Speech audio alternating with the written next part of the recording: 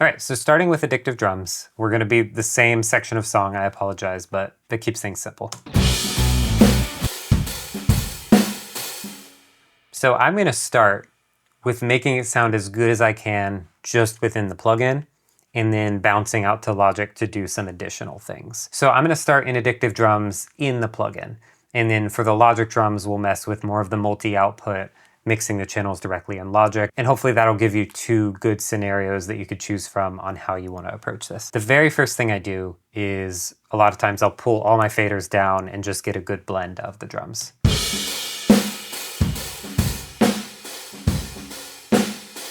I'm not using any flexies, so I'm not going to worry about those, and we'll pull all this stuff down.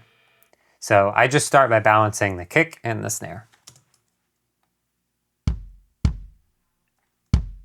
I'll also pull this drum fader up to Unity and make sure my master is around 12 dB.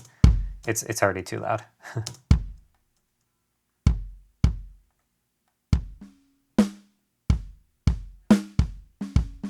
This is an important section. Making sure this hits around 12 dB, your whole total of your drums, is important for gain staging.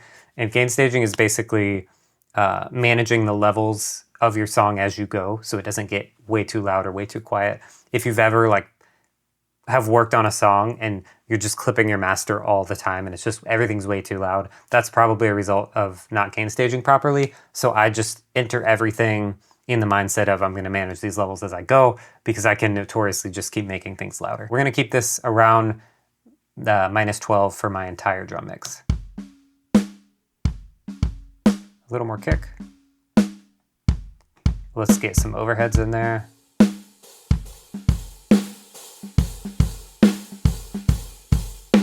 See, it's already getting loud. Room.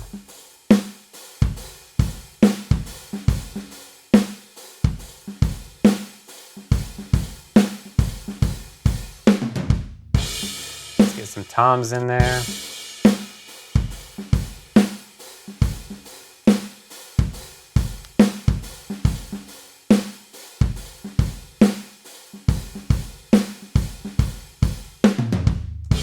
A little more toms. Toms like a lot of volume. For whatever reason, they just sound better louder.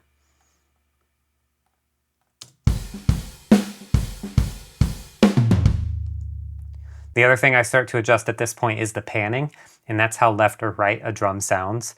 And basically, I like to solo up the overheads and listen to where things are so I know that I'm panning things correctly. And then you could kind of exaggerate the panning to make it sound bigger, but you want to make sure if the high tom is over on the left in the overheads, that you pan it over on the left in the close mic. Let me solo this up. Snare's always in the center. And then it sounds like the tom is on the left and the floor tom is on the right. So we're gonna mimic that with these toms here.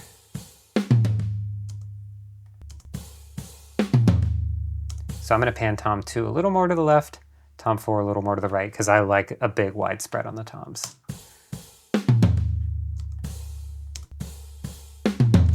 Let me unsolo everything.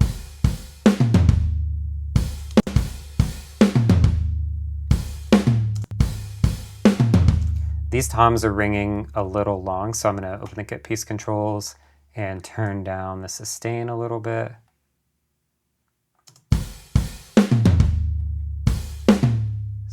Here, because we don't want those kind of rolling and bleeding into the next phrase. We just want them to kind of get done with quickly.